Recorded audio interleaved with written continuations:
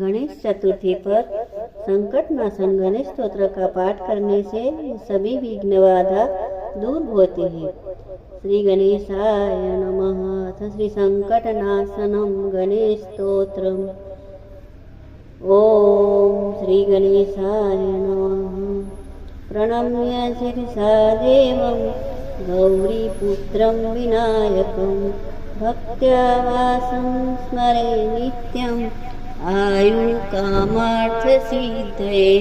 प्रथमं वक्रतुण्डं च एकदन्तं द्वितीयकं तृतीयं कृष्णबिम्बाक्षं गजवक्त्रं चतुर्थकं लम्बोदरं पञ्चमं च षष्ठं विकटमेव च सप्तमं विघ्नराजं च धूम्रवर्णं तथाष्टकं नवमं भालचन्द्रं तु दशमं तु विनायकम् एकादशं गणपतिं द्वादशं तु गजाननं द्वादशैतानि नामानि त्रिसन्ध्ययः पठे नरः न च विघ्नभयं तस्य सर्वसिद्धिकरं प्रभो।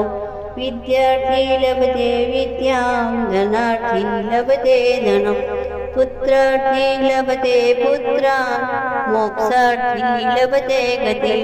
जपेत् गणपतिस्तोत्रं षड्विंशे फलं लभेत् संवत्सरेण सिद्धिं च लभते नात्र संशयः।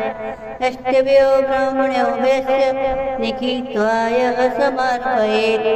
ॐ श्री गणेशाय नमः। ॐ गं गणपते नमः।